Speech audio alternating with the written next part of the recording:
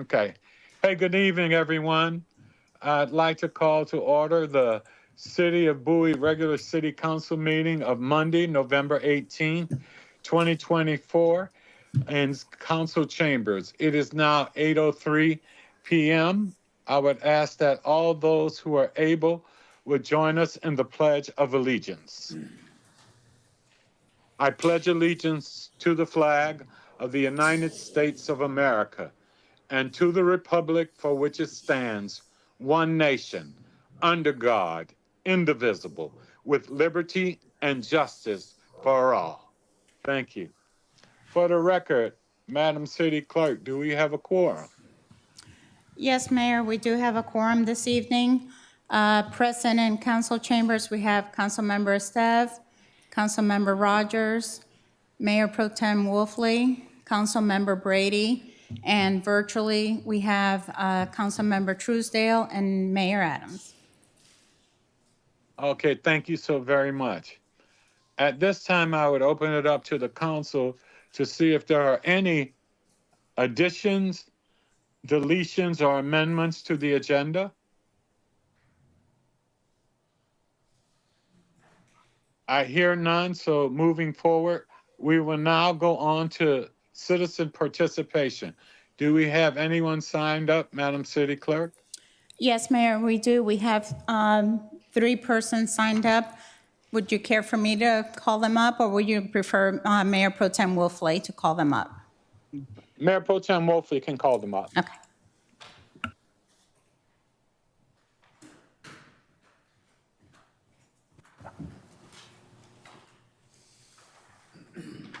Thank you kindly. Let's take a look at who we have this evening. First of all, thank you all for being here, and thanks for coming forth to share your comments. This is an opportunity for you to speak to the council.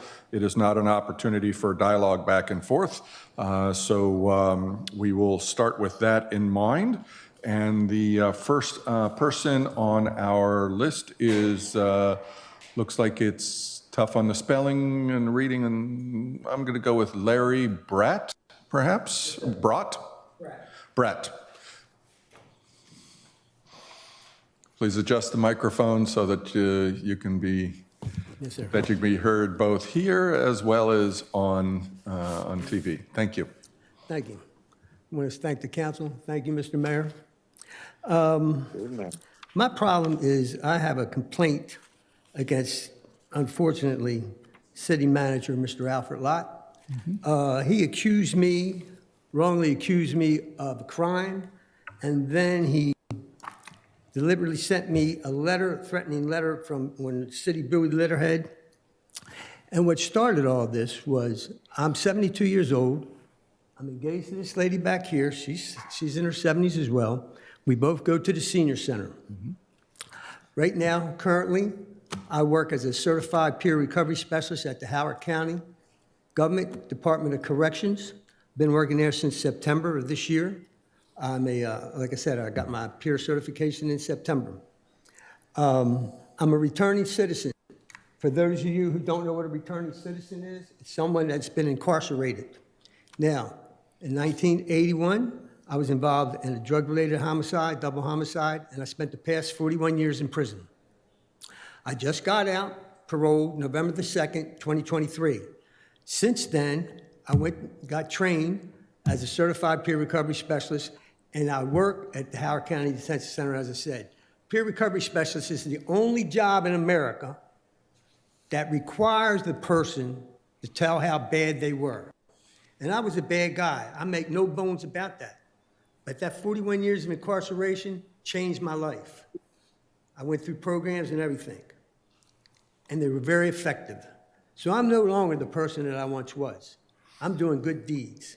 Now, the city manager, I believe, was misinformed by 2 other city employees.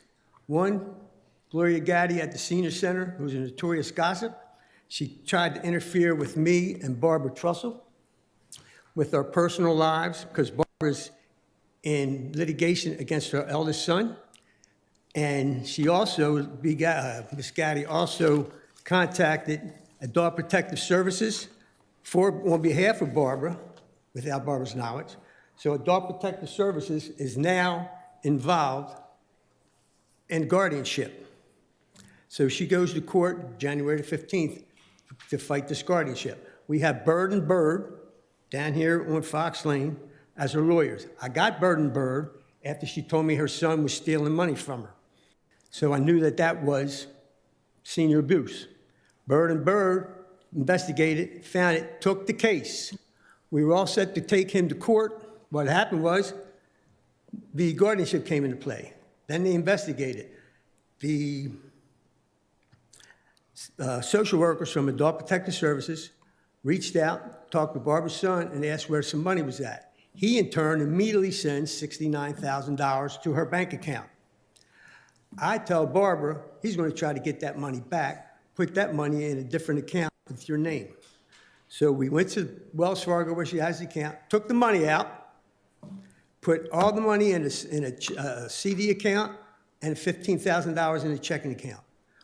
All in her name. She's the sole beneficiary. This lady back here, Ms. Cunningham, talked to me Friday at Bowie Senior Center. I was on the parking lot to pick Barbara up. She says to me, when I was telling her the story, what I'm telling you all now, she said, no, you got a joint account, don't you? We said no. So then I asked her, did Dwayne Trussell, Barbara's estranged son, contact the city manager? She said, oh, no, it was public record. Well, the public record that she's talking about is his, excuse me a second, was his peace order against me not to see his mother. We went to court on October 24th. It was dismissed because Wayne Trussell, all his allegations, he never showed up for court. Judge threw it out, dismissed the case. That was October 24th. I received a letter from the city councilman, city manager, October 21st. This is what the letter says. Larry Bratt, 803 Forest Glen Drive, Pasadena, Maryland, 21122. Notice regarding your access to the City of Bowie Senior Center.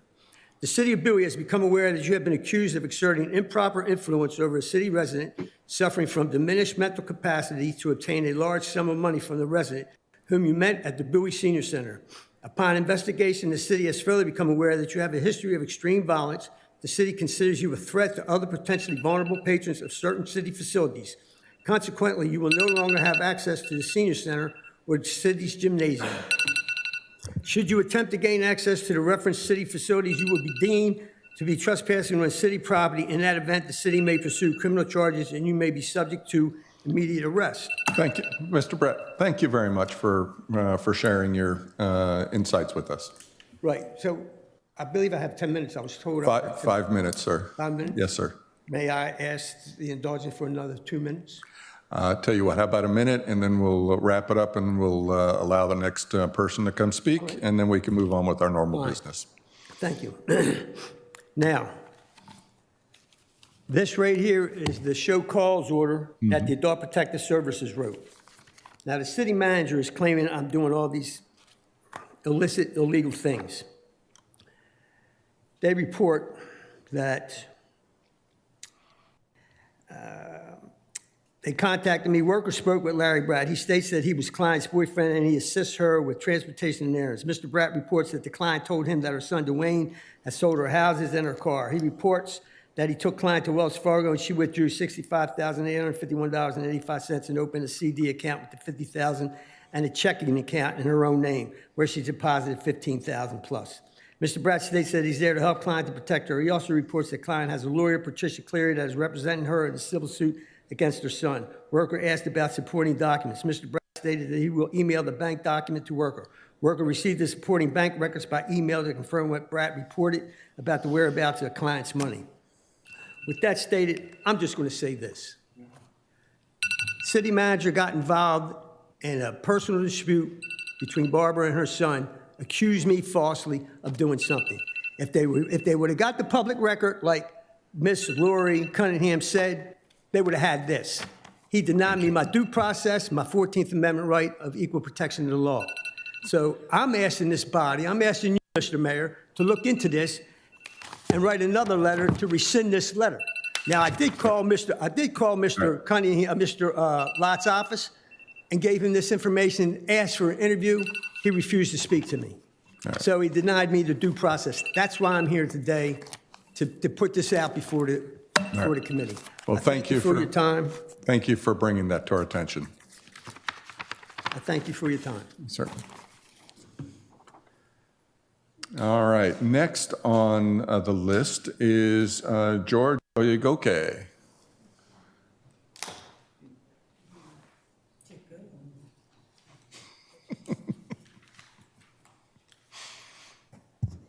Good evening, Mr. Mayor, City Council members. I'm back.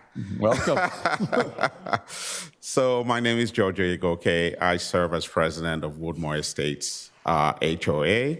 I presented 2 weeks ago, and I'm here with some feedback. The planning board heard the city loud and clear, and the attorney for the applicant quickly requested continuance.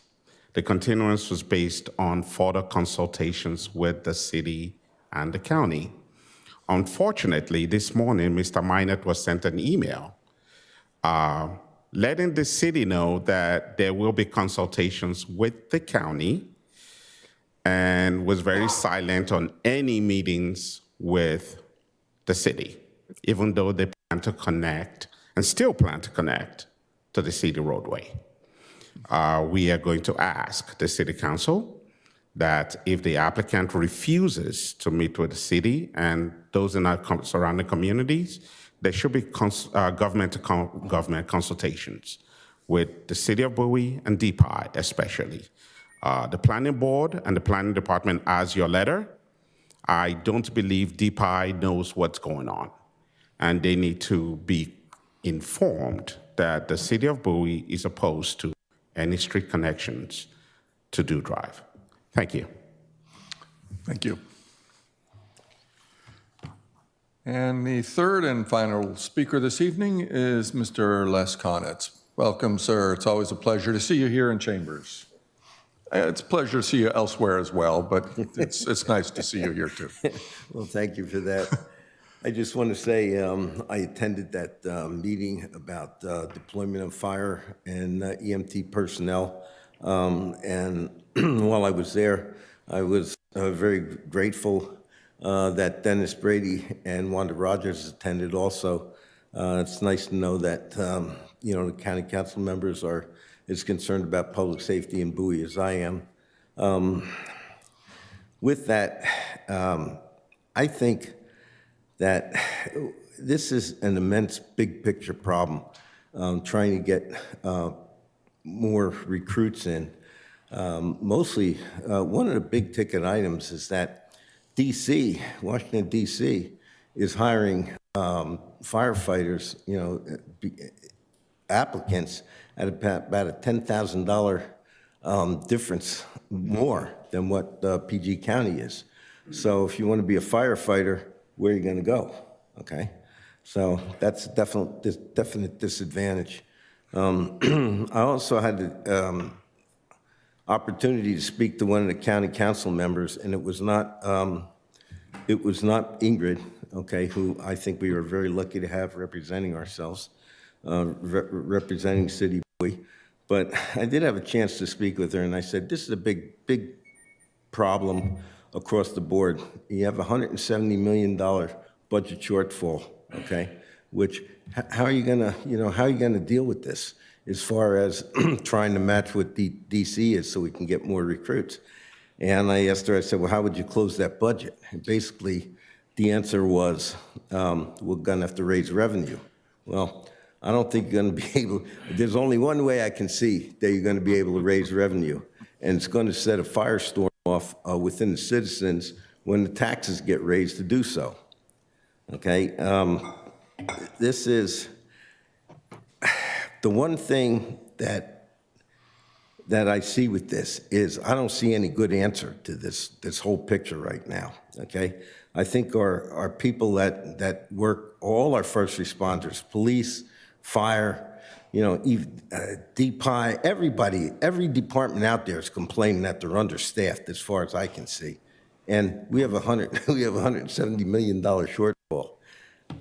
I don't know how they're going to increase revenue other than taxes. I think that our first responders across the board in PG County, our frontline people, do a heck of a good job. And I know our police in City of Bowie do a tremendous job. They do the best they can with what they got. And I think they do an exceptional job. I don't know what the solution to this is, but I got to tell you, it's not an easy one. I have a suggestion that I made to this county council member, and I told him, I said, the best and fastest way you can do it is to streamline the county government. And that got, that raised some eyebrows there. And they said, well, how do you think we should do that? And I said, well, you got a whole bunch of departments within the county. I think what you ought to do is merge some of them. Put a hiring freeze on.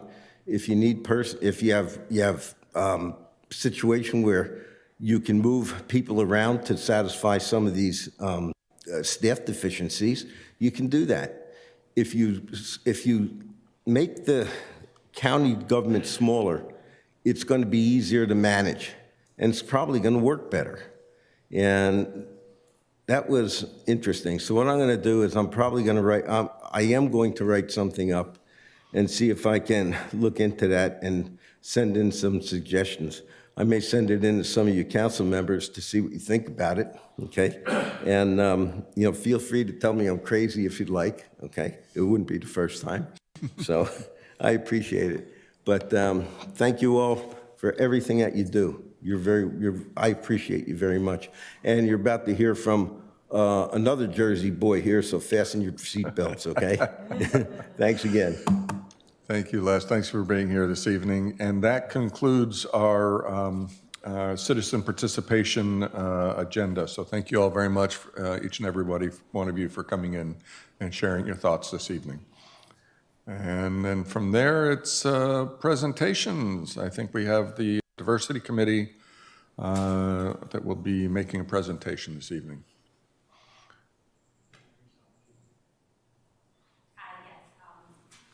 Come on. Hi, how are you? Come on down. Yeah, come on down. You there now, We'll get Tim? our presentation in now. Yeah, I'm here, yes. All right. Can you hear me? I can hear you. And thank you for being here today. Hello, How are apologies. We were confused on what order, there's two people from the diversity committee, so we didn't know who goes first, but I'm up.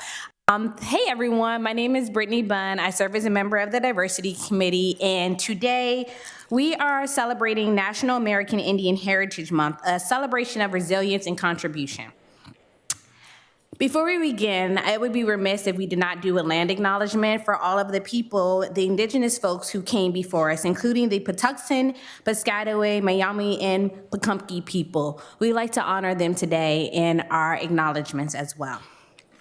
So November marks Native American Heritage Month, also known as National American Heritage Month, a time to honor the enduring legacy of Native American communities, also known as indigenous communities. It's more than just a celebration. It's a powerful recognition of the strength, creativity, and resilience of the first peoples of this land. Indigenous Americans have withstood centuries of adversity, yet their culture thrived, their voices rise, and their contributions shape the nation in profound ways. This month invites us to reflect on their rich heritage, celebrate their achievements, and commit to preserving their stories for generations to come. Indigenous Americans' history is filled with individuals who have broken barriers and left undeniable marks on society. Wilma Mankiller, a trailblazer in leadership, became the first female principal chief of the Cherokee Nation. Her name symbolizes strength and transformation as she worked tirelessly to uplift her community through education, healthcare, and empowerment. Mankiller once said, "We must trust our own thinking, trust where we're going, and get the job done." Her life exemplifies the power of indigenous leadership. In the realm of literature, N. Scott Momaday brought indigenous American stories to the forefront of American consciousness. His novel House Maid of Dawn won the Pulitzer Prize, marking a turning point for Indigenous American literature. Through his poetic and deeply spiritual narratives, Mama Dave reminds us of the sacred bond between humanity and nature, a perspective that is more urgent now than ever. Today, Deb Haaland, a member of the Guana Pueblo, serves as the U.S. Secretary of the Interior. As the first Indigenous American to hold this position, Haaland is a beacon of hope and representation. Her leadership focuses on protecting natural resources and upholding tribal sovereignty, ensuring that Indigenous voices are integral into the nation's future. The heartbeat of Indigenous American identity pulses through their art and culture. Visual arts like pottery, beadwork, and weaving are not merely crafts, they are living traditions. Every intricate bead, every carefully shaped pot carries the stories of ancestors, the wisdom of the earth, and the dreams of future generations. These works of art are more than just objects. They are vessels of history, spirituality, and resilience. Music and dance, too, are essential expressions of Indigenous culture. The power of the drum, the rhythm of the dance, the haunting beauty of traditional songs all echo through the connection between people and land and spirit. Powwows are more than celebrations. They are acts of resistance, renewal, and unity. Through dance, Indigenous communities keep their traditions alive, passing them down with every beat and step. In literature, Indigenous authors like Louis Eldridge and Joy Harjo, the first Indigenous American U.S. poets, laureates, speak truth that challenges and inspires. Their works explore the complexities of identity, survival, and love, offering a window into the profound beauty and pain of the Indigenous experience. Through their words, they reclaim narratives, dismantle stereotypes, and assert their place in the literary world. The contributions of Indigenous Americans ripple through every aspect of American life. The democratic values and ideals of the Iroquois Confederacy inform the U.S. Constitution, underscoring the influence of Indigenous governance systems, their wisdom about environmental stewardship. Long before it became a global perspective, God's modern sustainability practices. Culturally, Indigenous Americans have enriched the nation's artistic and intellectual landscape. By amplifying their voices, we not only honor their contributions, but also challenge ourselves to be more than just an inclusive society. When we celebrate Indigenous resilience, we also acknowledge the work that remains in addressing historical injustices and ensuring that Indigenous communities thrive.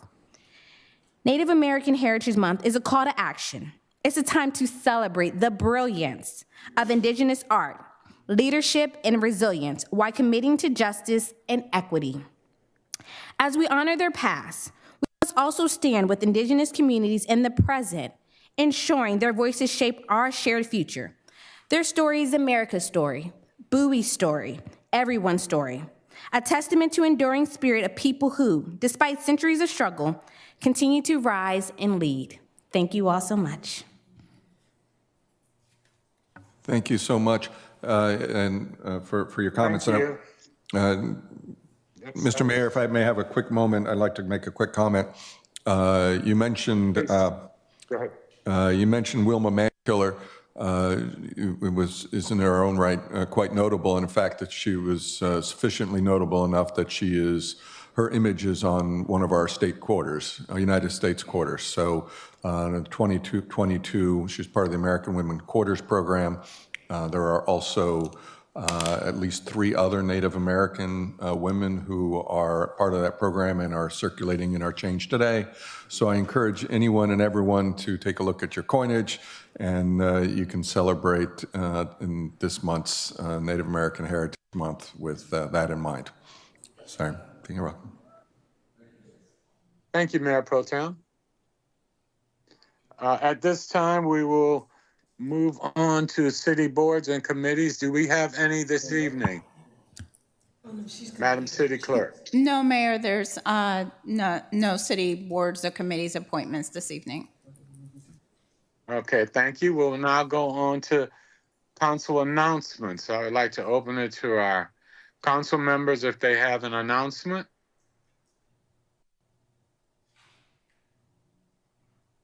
Hearing no announcements, we will now move on to the city manager's report. Mr. Mayor? Okay. This Hey, go format's right a little ahead. challenging. Just real quickly, if I could, I wanted to, it's not an announcement as much as it is words of thanks. I want to thank staff and the 4 veterans groups for outstanding Memorial Day service at Veterans Park. And I want to thank whoever on staff arranged for such a beautiful day. It was magnificent. But I do want to commend everyone for coming out and celebrating and remembering, which was an important thing. Thank you, Mayor. Thank you, Councilman. At this time, if there are no other announcements, we will move on to the city manager's report. Good evening, Mr. Mayor and City Council. I think Matt Corley can take credit for the weather on Veterans Day there, sir. So right now, we started our budget process, and we're actively recruiting for all the vacancies that exist in the city so far, and that's a tough thing, getting new people. Thank you. Thank you, city manager. We will now move on to the consent agenda. I will open the floor to a motion. So moved. Second. It's been moved and properly second. Any discussion? Hearing none, I'll call for the vote. All in favor, please respond with an aye. Aye. Aye. Opposed, same favor. Hearing none, the motion carries. We will now move on to old business, the adoption of ordinance 0924, readopting the code of the city of Bowie and the chapters. I will turn it on to the city staff or to the city attorney to address this now.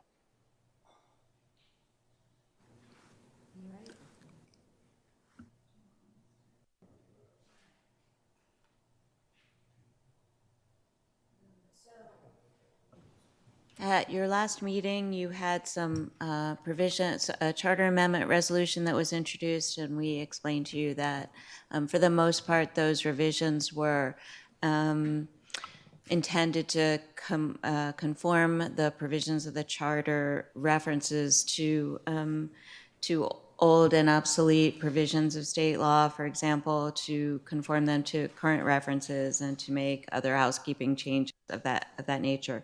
This ordinance is similar in that respect. So if you look at the text of the ordinance itself, it lists 4 categories of changes that are being made throughout your code in the process of codifying it.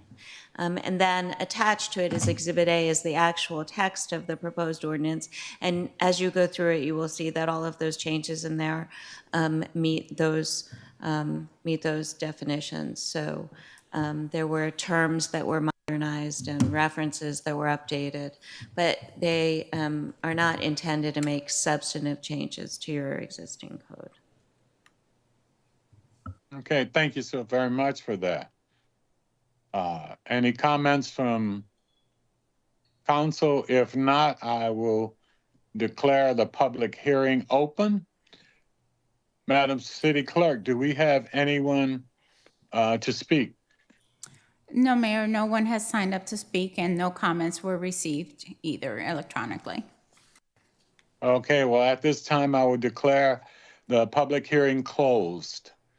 At this time, we are eligible to take action. I will open the floor for a motion. Mr. Mayor, I'd like to move to adopt ordinance O-9-24. Second. It's been moved and properly second. Any discussion? Hearing none, I'll call for the vote. All in favor, please respond with an aye. Aye. Opposed, same favor. Hearing none, the motion carries. Thank you. We will now move on to new business and the update on the Bowie Volunteer Fire Department staffing. If you could, I believe the Deputy Fire Chief of Operations is in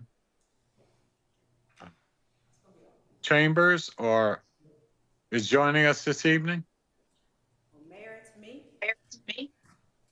How are you, sir? Hey. I know you weren't expecting me Oh, today. I No, am- it's okay. No, You threw me off. no, Oh, hey. I wasn't supposed to be Chief, here. how are you? I'm great. I'm great. I wasn't supposed to be here, so I do have our assistant chiefs here that are going to speak, but I wanted to at least come before this council again and to let you know how much I appreciate you guys allowing us to come and give you an update, and also to share my commitment again to providing you guys with timely information and ensuring that you have all your questions answered.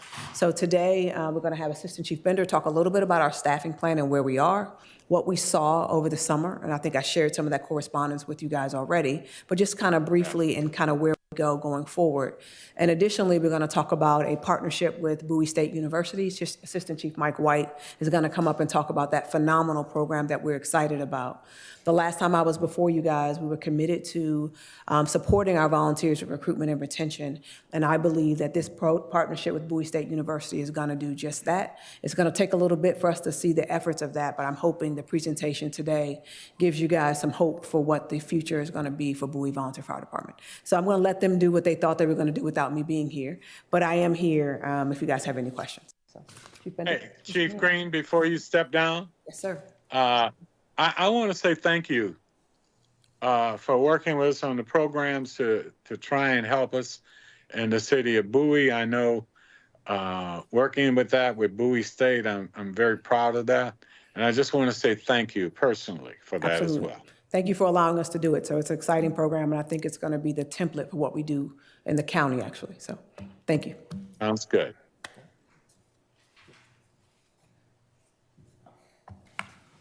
Good evening, Mayor, City Council. My name is John Bender. I'm Good evening. Assistant Chief with Internet Operations Section for the Emergency Services Command.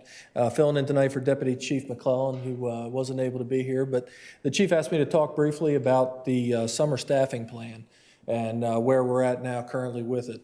As you remember, we were here several months ago to talk about the start of that and where resources were going to be allocated in the county. And some of our key reasons for moving personnel. As we saw over the summer, we saw personnel that were working a lot of mandatory callbacks, mandatory overtime. They were spending time away from their families. When they had things planned, they were being recalled back. So when we moved those personnel from the stations, we saw a just under 78% reduction in our mandatory overtime and callbacks. So in 2023, just to give you some hours, in 2023, we were looking at just over 19,000 mandatory hours of overtime and callbacks. And in 2024, same time period, we're just a shade over 4,000, 4,200. So those hours. So that reduction, as we talked about, was the key is to improving the mental and physical health of our personnel in there. The reallocation of the personnel from the 4 stations still continues, right? We're still working on our hiring processes, as we talked about earlier, was mentioned. So our summer recruit class provided enough people to fill our current vacancies. Through attrition, we're filling those. We do have 2 more classes that are in our career recruit school that are hired. So their anticipated date is probably the end of December. We'll start to see them out in the field. So looking at budget numbers, so about to adequately staff the fire EMS department, we're looking at 1,224 people. We're budgeted for 1,142. So that number leaves a deficit of about 82 positions in order to reach our goal of 1,224. So, and currently we're at 1,004. So we still need about 138 personnel to adequately staff. Company 39, the response data, we talked about that. Looking at the period June 30th through November 9th, about 1,067 calls for service.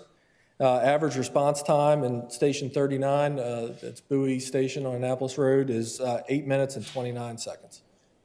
So majority of the responses are EMS. They're advanced life support was our #1 call type in that area.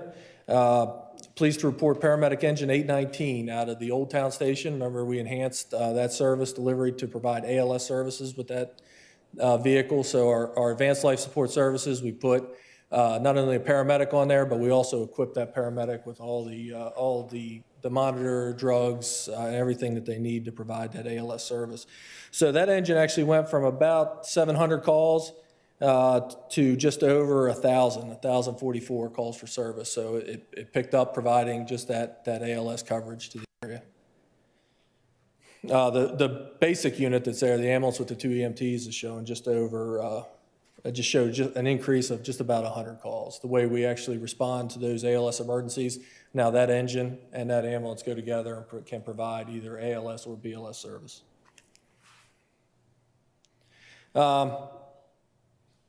And just some of that, just looking at, I was asked to talk to you just real briefly about our limited EMS resource plan. So typically our department runs, we start to look about 25 calls for service in an hour.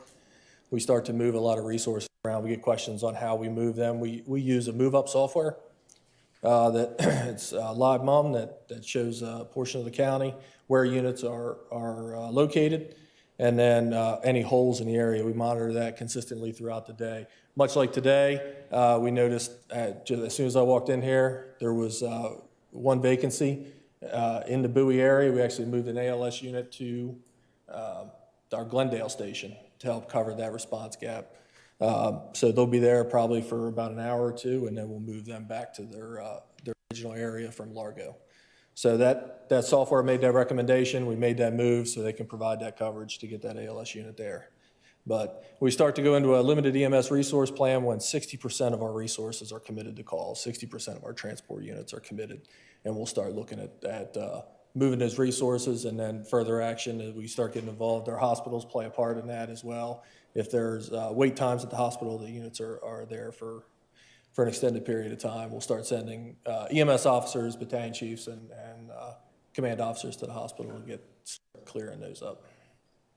But that's what I have from the operations side. Turn it over to Chief White to talk about the recruitment and the Bowie State University. Thank you. Thank you. Hello, everyone. Good evening, sir. Mr. Mayor, how are you? I expect you to be here. All right. I'll swing by. We'll talk later. Michael White from the Prince George County Fireman's Department, Volunteer Services Office. Thank you, Mr. Mayor and Council, for allowing me the opportunity to speak. It's an honor to address the council and the community to speak on the volunteer recruitment efforts for the Volunteer Services Office for the Fire and EMS Department. We have had some tremendous efforts this year for the county recruiter and the recruiter for the Bowie Volunteer Fire Department, according to our volunteer recruiter, highlighting our ongoing efforts of the Bowie Volunteer Fire Department in recruiting volunteers through community involvement and ensuring the safety and readiness of their fire department. This year, through collaborative efforts with Bowie State University, the Fire and EMS Department, and the Prince George's County Fire Commission, we've had success with the Bowie State University Fire and EMS Fellowship Program. This is the first that we've had in the county.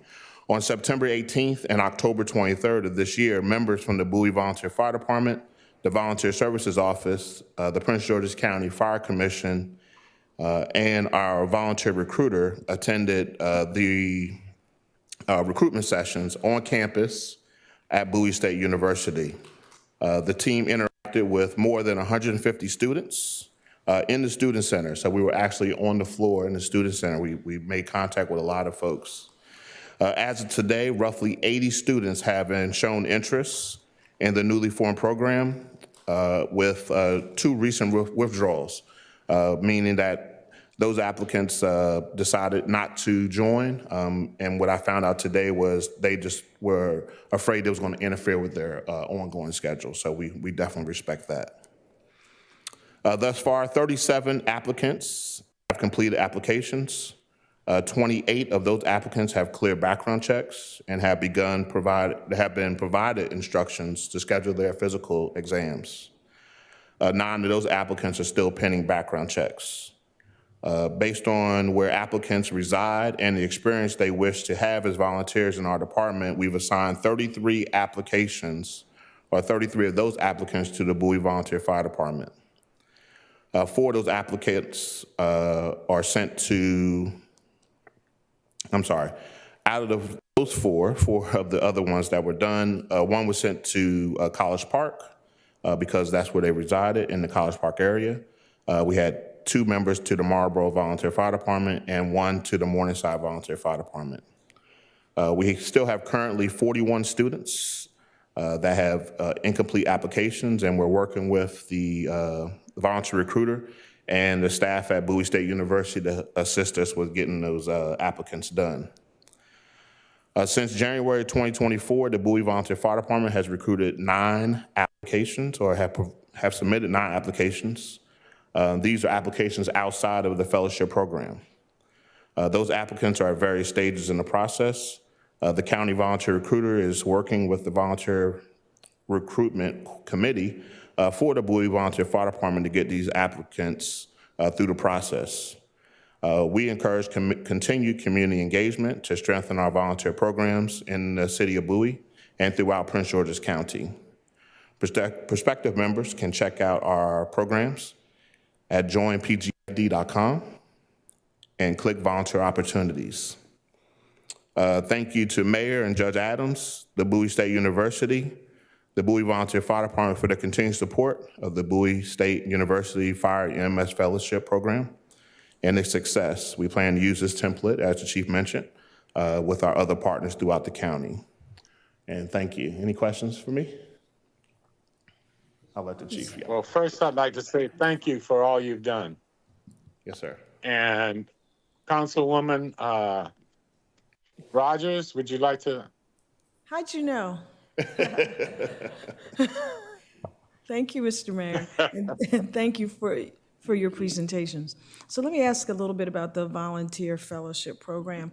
What incentives do you offer the students to make them want to join? Excellent question. And I'm going to say just a little bit before I let Mike jump in, I am super proud of this program. He kind of glazed over it, but we are grateful for our partners. One is Judge Adams, of course.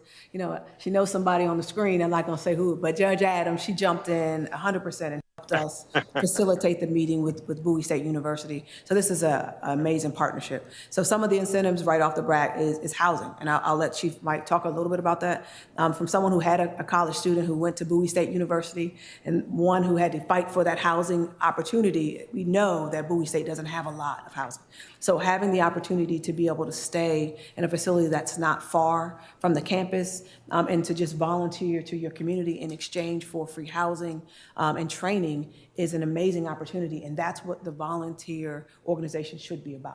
So for us to go back to our roots and to be able to do this, I think is what really the key here is. We are bringing back to the volunteer organizations what it should be. You're giving back in exchange we're giving to you. So I'll let Chief White talk about some of the other incentives. Yes, ma'am. So we've worked with the Bowie Volunteer Fire Department and their leadership there at the the Annapolis Road Station to provide those living opportunities for these members. And that was a part of the fellowship program because obviously we want to get them there and they'll be open to all the benefits that the current volunteers, join the station themselves would be open to. Not only at Bowie, but the other stations that those members have opted to join all have living opportunities. Of course, the benefits of free training. They'll go benefit through the classes that are offered through the University of Maryland, Maryland Fire and Rescue Institute. Those classes will be open as they are to all of our volunteer members. And some tuition reimbursement is also some benefits as well on the volunteer side that they'll be able to be tapped into, which I think will be helpful for them as they're trying to pay for the college education, which we know is not easy. So that'll be an opportunity for them once they're a member of our organization. So that's full tuition reimbursement or just for the courses that they take through the fellowship? So the courses they take through the fire department will be free to them. Free, So we're going to cover all the cost of that. But there are some opportunities for tuition reimbursement for their college courses that they'll be able to apply for. Okay. The Charles Riley Scholarship? Correct. I want to make sure I say it right. Through the state, as well as other opportunities that they'll now be afforded because they're volunteers with the Prince George's County. And so is this a model that you're going to, or you're looking at to use with Prince George's Community College as well, or is there a 4-year college degree in order to be I don't think it is, because I had a nephew that was a volunteer over in Hyattsville. So I think it's open to all of our opportunities in our county. I think this is the first time we've done it with an actual institution. And again, that's why it was so important that we partner with Bowie State. We get the groundwork laid so that there's a template for other departments. The other department that does something very similar to this, obviously, is College Park. They work in conjunction with University of Maryland. But on this level, with having the housing piece is something kind of we're trying to evolve with. So I think this is where the start will be. All right, and back to the data around the, what you have available to you and the way you've been able to work it so that your response times are a little over 8 minutes, which is not optimum. We know optimum is 4 minutes. You know, we listened, but also, we also recognize, as Les said earlier, that salaries have to be competitive. And it is what it is. You know, it's almost like getting blood from a turnip, because the county is, you know, $170-some million in deficit. So I admire what you're trying to do, recognizing that the world is not perfect and you don't have basically everything that you need to do, but you're trying to do the best with what you have. So I thank you for that. I appreciate it. And thank you, Mr. Mayor. Thank you. You're welcome. Mr. Mayor? Thank you so much. Please go right ahead. Thank you, Mr. Mayor. Councilmember. First of all, thank you for coming in this evening and sharing what's going on. I'll start with the second presentation and question on that. We've mentioned Bowie State. There was Councilwoman Rogers was discussing about Prince George's Community College. I know that the University of Maryland has a fire engineering program, and there's also, I think there's a fire institute or something along those lines there. Forgive me.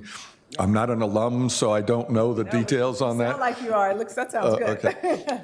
But my boys are, so maybe it's osmosis that brings the data to my mind. Can you share what you're doing with the University of Maryland and in terms of perhaps bringing in some of those students? I know that as a real-world example, my brother went to William and Mary, and he ran with the squad down in William and Mary down there in Williamsburg. I think his squad that he ran with was different than the squad that I ran with. He was a lot more productive and beneficial to society than me and my cohorts. Anyway, there was significant value in that for the local community. He did not stay in that. He's, of all things, a CPA, but it was definitely beneficial. Is there a program similar for the environment over near College Park? Yep. Yeah. So that program has been running fine for a long time. The College Park Volunteer Fire Department has capitalized on that opportunity with the University of Maryland. A lot of their fire engineering students are members. They join.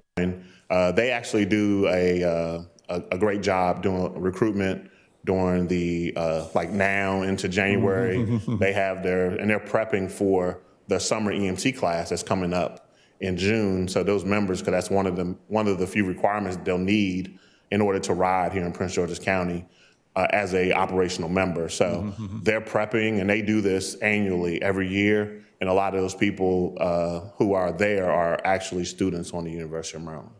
To piggyback it up a little bit, College Park is also one of our templates. So they are an organization, again, that's very consistent with their staffing. And when we look at the time that they're in service 100% of the time. And the majority of that is because they have that robust membership of college students. So we staff them during the day as needed, but for the most part, they are staffing themselves almost 100% as a volunteer organization because of their connection with the University of Maryland. They have built that relationship. And now we're looking at Bowie to build the same thing. Maybe a little bit different in how we're doing it, but the same concept. They have a revolving door of volunteers that commit to a 4-year, and some continue to stay after that. But their living program has a waiting list. because they've built that relationship. And that's what we're hoping is going to happen with Bowie State University, is that we're going to fill the dorms at, at 39, and then we're going to fill others as a result of this because they'll see the benefits of this. And now, is that something that could be, since they're, if we dare say, overstaffed, if you will, in terms of applicants, can that not be applied and expanded to neighboring? I mean, I know it's not in College Park proper, but could there be some other stations in proximity that could benefit from the overflow? Because my interpretation is if they don't need other staff, that frees them up for me. Okay, I mean, I'm very selfish about it. It's not so much that I'm overly concerned about somebody else's. Agreed. And they actually do that today. I know Branchville benefits from University of Maryland students. A lot of the stations directly around campus, all sides, Hyattsville, Chillum, they've all go to their College Park Day, and they'll go there and kind of showcase their stations, and the people that are interested in join and go, and they join those locations. Is there at Bowie State? Are there any curriculums or program that tie into firefighting specifically at that campus? So working with the university staff, we've been talking just about that, looking at criminal justice, nursing students, a lot of nurses, people that are in the nursing program, because they'll benefit from becoming an emergency medical technician here in the state, also becoming a paramedic, which is another opportunity for them as they further their education. Agreed. But as we first started having the conversation with Bowie State, they were open to having a healthcare career, like having that expansion as this program evolved. And that's what's unique about this. We're starting it from the ground up, so there's room for that development. When we looked at, again, like Prince George's Community College, they have a very successful nursing program. So as we start to expand into Prince George's Community College, that would be our next avenue to attract those nurses. The other thing I wanted to point out with this program that I think you'll see is that although we focused on Bowie, 39 was our primary focus, we did allow for the expansion of other departments. Like, so some going to Hyattsville, there's some going to Morningside. So we didn't just keep it to Bowie. Our focus was Bowie. But if we had a student that lived in Upper Marlboro, we want to encourage them to volunteer in their community. Excellent. And that's really what's the sustainability piece, because they'll continue. And that's kind of why we're kind of trying to shape it that way. But excellent, thank you. And then the other question I had goes back to the numbers question. I heard that we had great recruiting, and I heard, and I probably misheard, that we had a great class and they were going to fill all our vacancies, but I didn't hear. But I'm not sure that that's really the case. So, so can you tell me exactly where we are with numbers? How many we have? How many vacancies we have, and how many people in the pipeline? Absolutely. And I want to make sure I get your numbers right so that you have it, because I know someone's watching online quoting me. All right, so just as a recap, and Chief Bender did a great job, but since I'm here, the department needs 1,224 firefighters. That's what we need to fully staff our department, okay? We are budgeted for 1,142. So understanding, I went before council and I said, hey, I need 1,224. They said, okay, Chief, we can give you 1,142.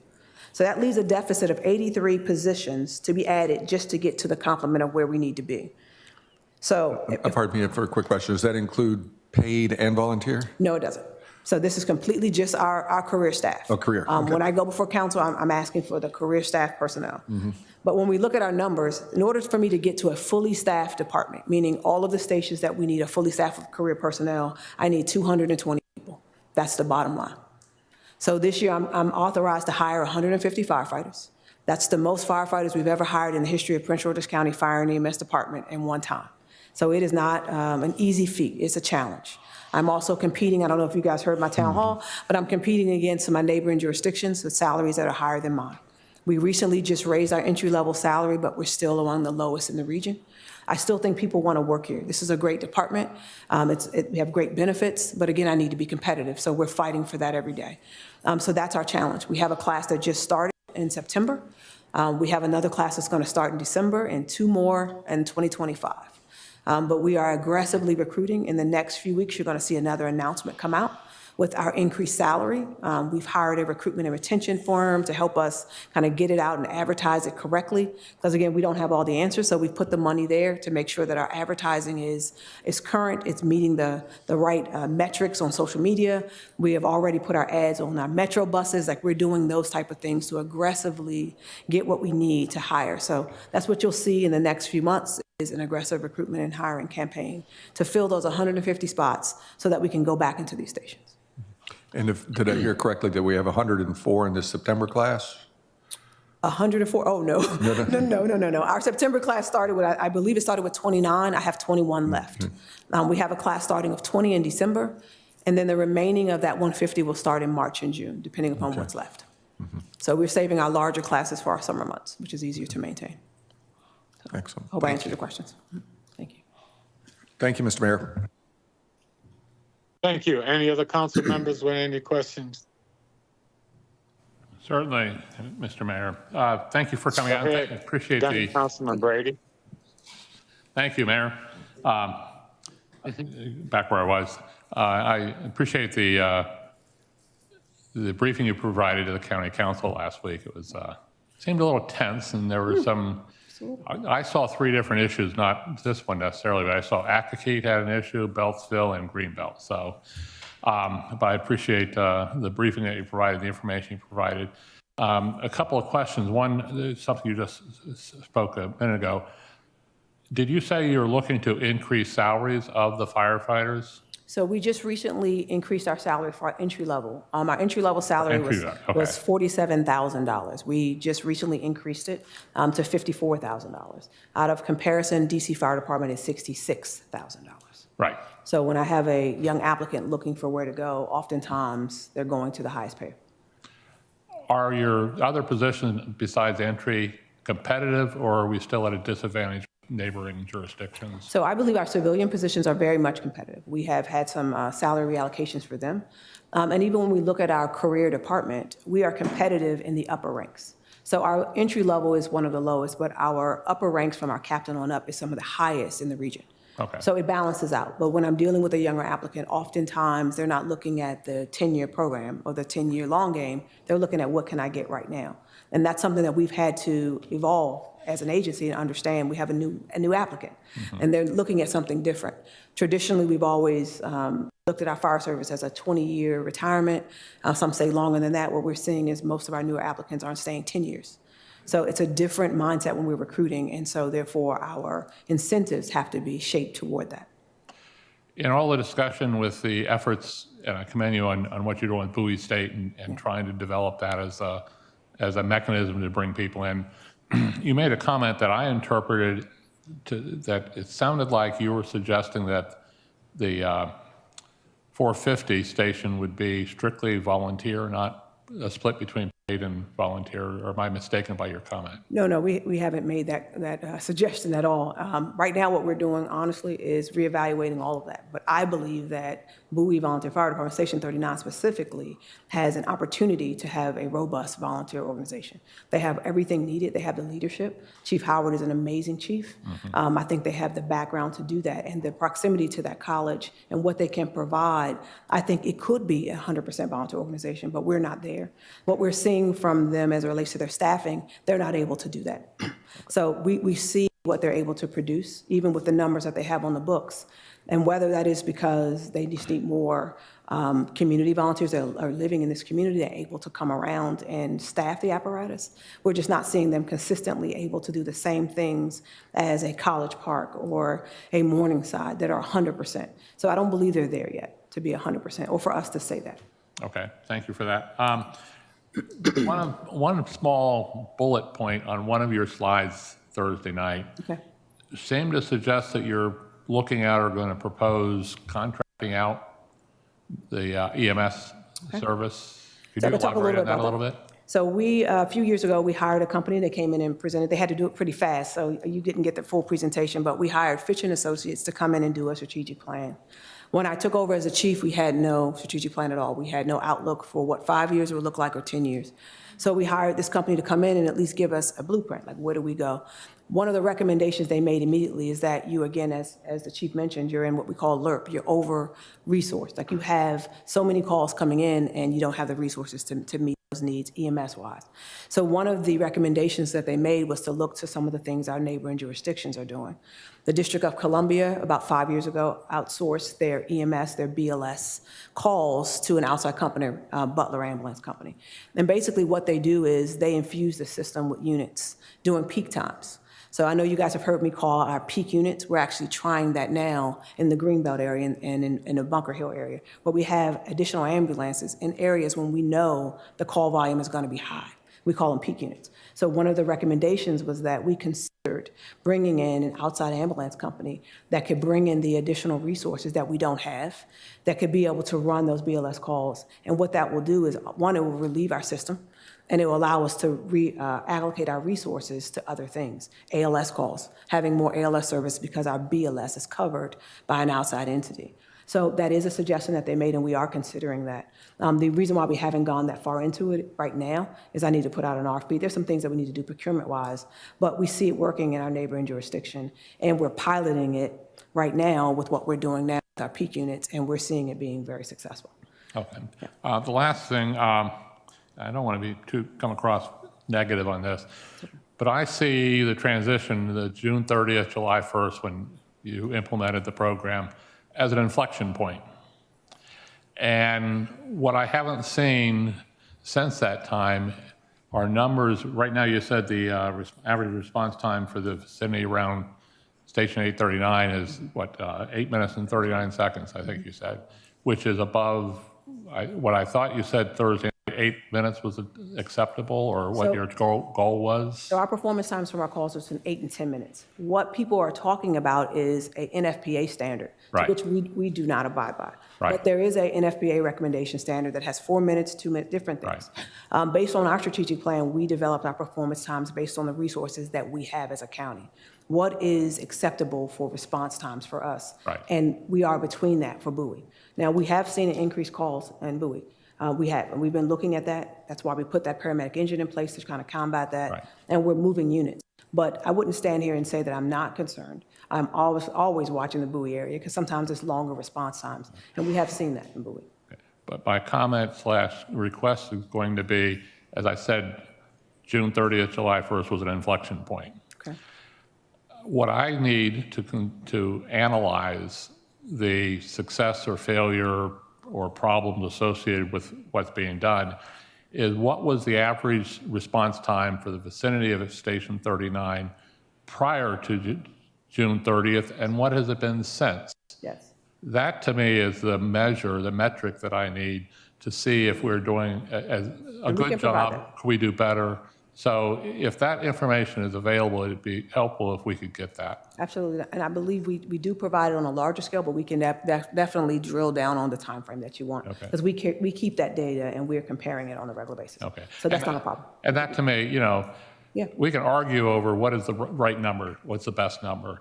But to me, what I want to see is how is the performance today compared to what it was then? Is it a little worse or is it a lot worse? And that to me is the, thank you very much. Thank you for your time. We'll provide that.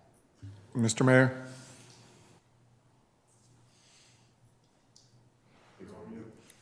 You're on mute, sir. You're on mute. Please go right ahead, council member. I'm sorry. Thank you, Mayor. Councilman Brady's line of questioning brought another question to mind. So you mentioned that our target is 8 minutes for, between 8 to 10 minutes for our organization.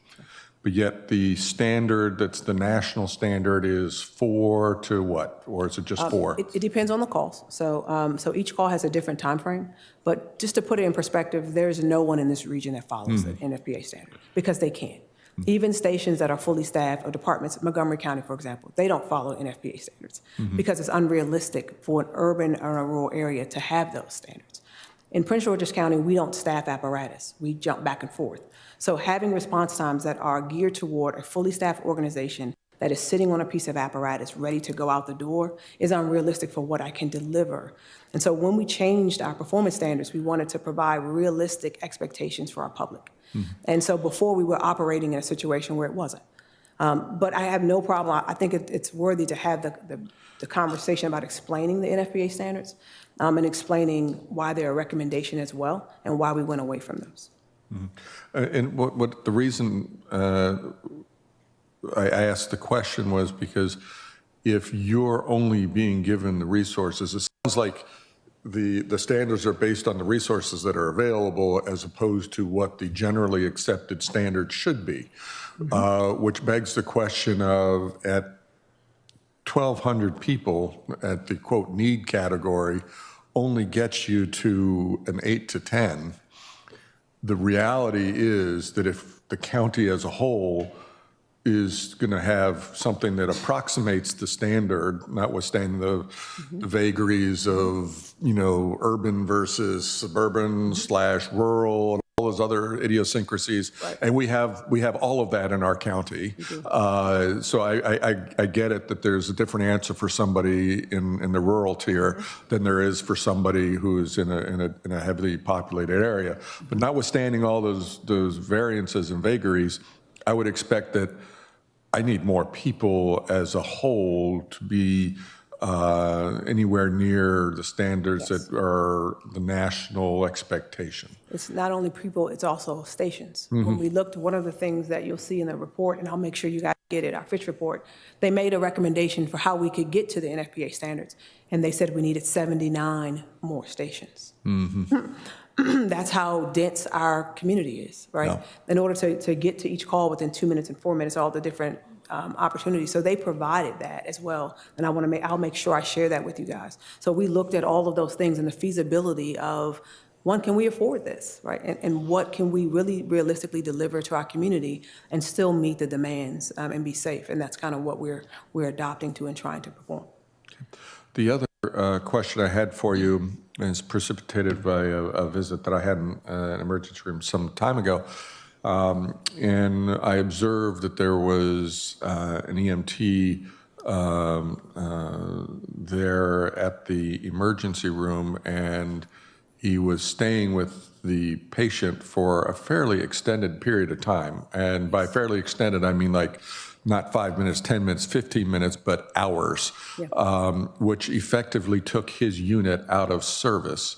Are we experiencing that sort of problem within the county ourselves? Oh, yes. I'm not sure if Chief Bender wants to talk a little bit about it, but that's one of our primary problems when we talk about being under-resourced. A lot of our resources are at the hospital.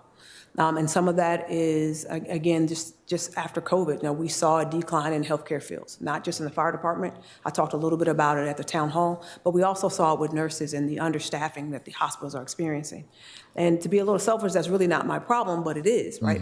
When I when I arrive on the scene of a hospital, when I get there, it's their patient at that point. But what we're finding is they don't have the beds or the personnel to manage it. So my pre-hospital care extends beyond that, and then it becomes an hour of care at the hospital. So we are working with our hospitals, and some are better than others in our area here. Some have figured it out, and we're able to see the returns of that. There are others that are struggling, and we're working with them to come up with policies and procedures that will help with that.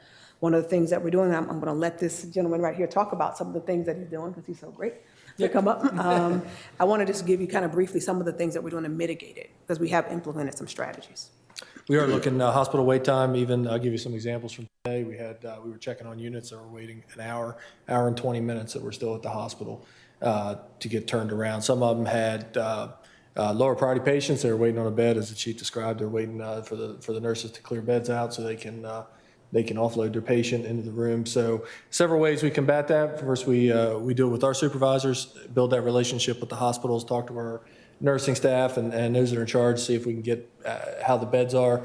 We're constantly monitoring. We have a EMS officer that's dedicated to the radio channel just to monitor the status of all the hospitals. So it's very common that you would be, an ambulance would come to the Bowie area, and we might, they'll complete an assessment. They'll figure out, obviously, if you're a really sick patient and need to go to the closest hospital, that's where you're going to go.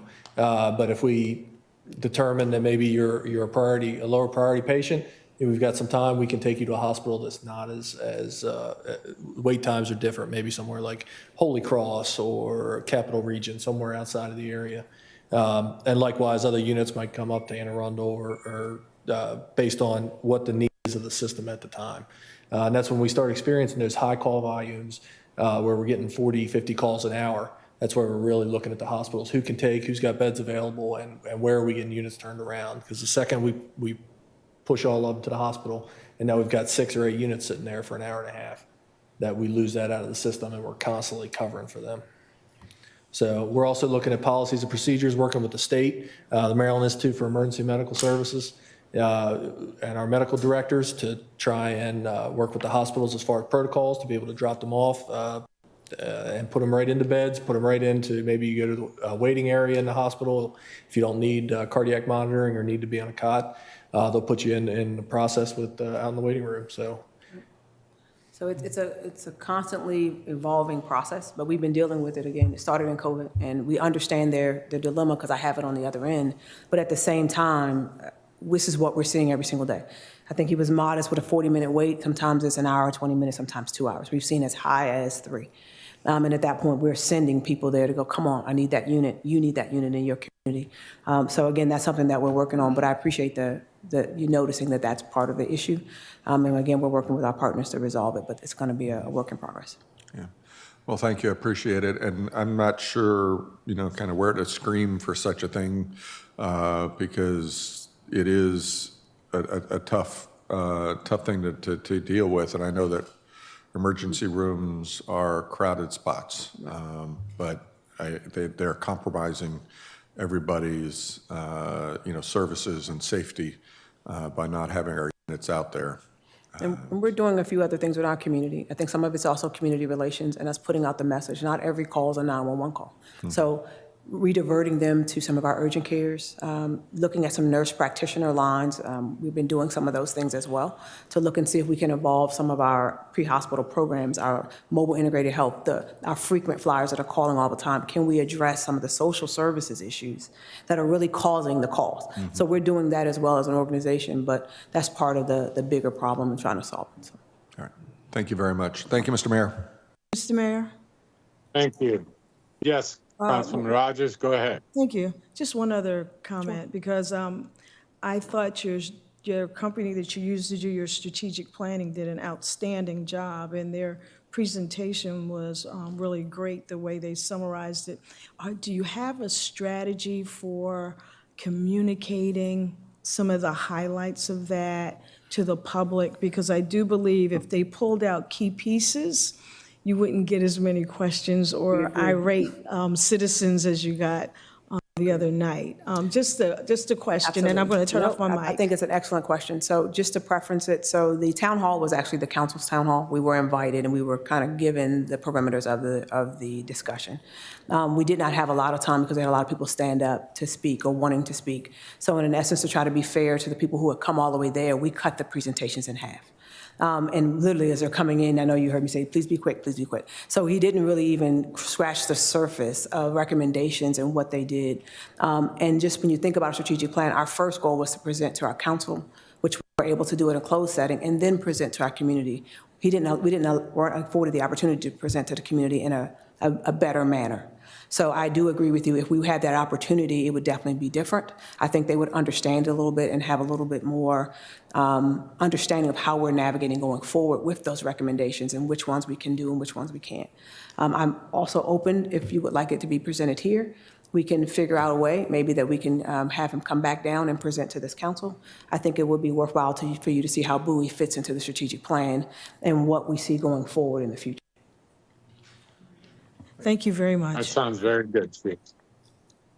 That sounds like a great idea, Chief. Okay, we can do that. So any other comments, Councilman Estelle? Okay. No other comments, questions? None here. All right, Councilman Truesdale, go right ahead. Thank you, Mr. Mayor. And this very short is mainly a comment more so than a lot of questions was asked. I appreciate you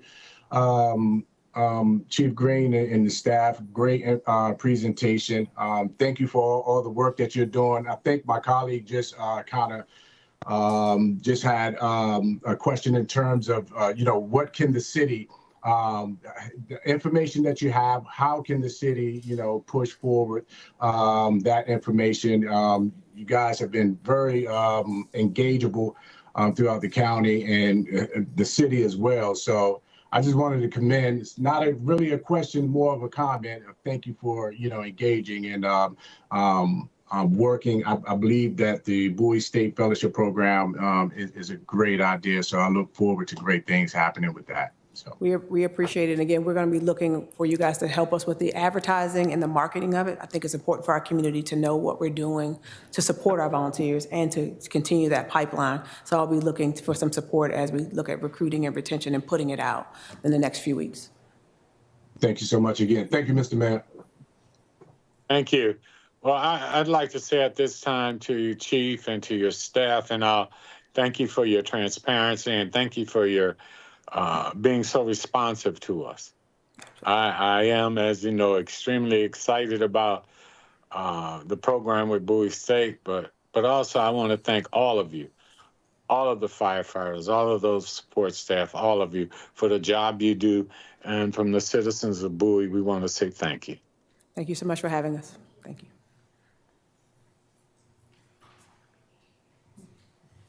Okay. At this time, we will be moving to item B of the new business, and that's the Diversity Committee Membership Exception Request. Diversity Committee Chair, are you present? I'm present. Please come forward. All right. Greetings, Mayor and City Council, and Councilwoman Rogers. Thank you. Greetings, everyone. My name is Tiffany Scales, and I serve as the Chairwoman of the Diversity Committee. I am here this evening to request that the City Council approve an exception to the residency requirement to allow Mr. Kevin Lopez Cruz, a student at Bowie State University, to join the committee as a full voting member. I also ask that you consider exceptions for other potentially interested Bowie State University students to join city committees, as they would bring a wealth of experience, perspectives, ideas, and support. Mr. Cruz approached the Diversity Committee in September with an interest in joining, and since then he has actively participated in several of our events, including the International Festival, Hispanic Heritage Month, the Bowie Speaks discussion. He also joined one of our committee meetings online where he shared more about his background and passions. Currently, Mr. Cruz is studying creative writing at Bowie State with minors in Spanish and business administration. In addition to his academic achievements, he has demonstrated a strong commitment to community service, particularly through his work with organizations such as the Latin American Youth Center and the Washington English Center. Most recently, he has become a member of Bowie State's Hispanic Student Association. After discussing his qualifications, the committee voted unanimously in favor of recommending Mr. Cruz for full membership. The combination of community involvement, professional experience, and his multilingual skills make him an invaluable asset to the Diversity Committee and its mission of promoting diversity, equity, inclusion, and accessibility. We appreciate you listening and thank you for your time and consideration.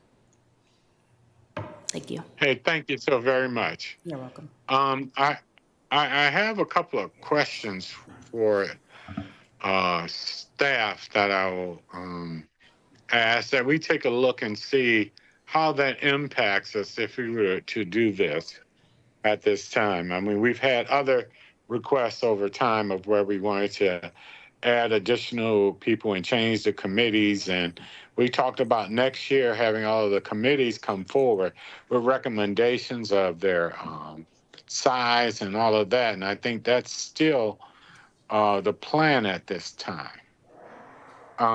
So with that having been said, I will open up the floor to comments from any of the other members Mr. of the Mayor? council. Mr. Mayor? Yes, go right ahead. Thank you. Go right ahead. Thank you. First off, I have no problems or no issues with this, and actually I don't think we need a waiver. I went back and looked at Resolution R5022, which is the resolution that governs the conduct of all of our city committees. And under the membership and tenure, Article A says, all voting members appointed by the council shall be residents or taxpayers of the city of Bowie, except that the city council reserves the right to make a board, commission, or committee appointment that may not comply with the provisions of this resolution due to the unique requirements of the subject committee. And I think this is an applicable situation. So I think all we really need to do, we interviewed him. He's very smart. He's very energetic. He's enthusiastic.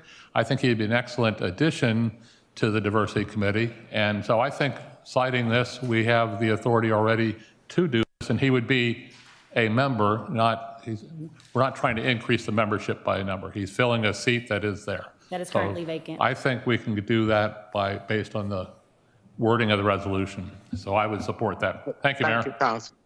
Thank you. Any other comments from any of the other council members? Mr. Mayor, I'll just second what Councilmember Brady has said. I was in the interview as well, and I think we're all prepared to move forward with this particular applicant, and the waivers not required based on the rules as we see them. Thank you, sir.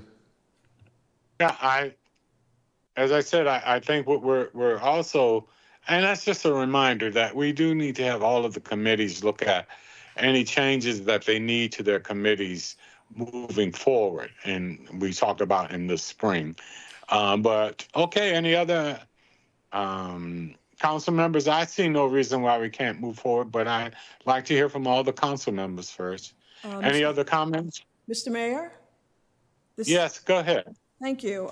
So as council liaison to the diversity committee, I strongly support the recommendation to bring the new member on. I know that our membership roll is kind of low. We have several vacancies.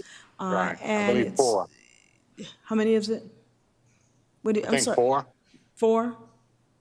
Yeah. I think it's three. Okay, so we have 3 vacancies. And I think to bring his energy and perspective to the diversity committee would be an outstanding thing to do. Not only his, his perspective from a college or younger person's perspective, that's diversity in and of itself. And I think his background is of Hispanic heritage. That's another plus. But the energy that he brings into the room is just dynamic. So I totally agree with the 2 prior council persons and their comments. So thank you, Mr. Mayor. Yes, and I think this may be a matter of, since it doesn't require, from what I'm understanding, unless our city attorney has something different that we're missing, and it sounds like we're not, I think that we can just go ahead and look forward to getting a recommendation for him to be a part of the committee, as we typically do in our normal process since he's been interviewed, and not need to go any further. Councilman Truesdale, did you have any comments you wanted to make? Yes, I just wanted to give my support for the recommendation. Thank you. Okay, yeah, so I think we just move forward. We don't need to do anything special at this time. We don't need to take any action except just go through our normal process of recommending the candidate who's been interviewed for the committee, if we choose to. And I say that kind of tongue in cheek, and then move forward from there. I just like, again, I think I've heard everyone on the council agree to this, and this is something we could just move forward with, correct? Yes. Yes, we have consensus. Affirmative, yeah. Okay, well, thank you. And thank you to the Diversity Committee for all you do and all, and for coming forward, and we will handle this matter, and thank you again. Thank you for your continued support. Thank you, everyone. All right, thank you. At this time, I will entertain a motion. Mr. Mayor, I'd like to make the favorite motion for the evening, a motion to adjourn, please. Second. It's been moved and properly second. Any discussion? No. I would like to just say thank you so very much, as always, to our staff, our citizens, and to everyone, and wishing everyone a truly happy Thanksgiving. God bless you, and I'll call for the vote. All in favor, please respond with an aye. Aye. Opposed, same favor. Hearing none, have a great evening, everyone, and thank you. You too, Mayor. All righty.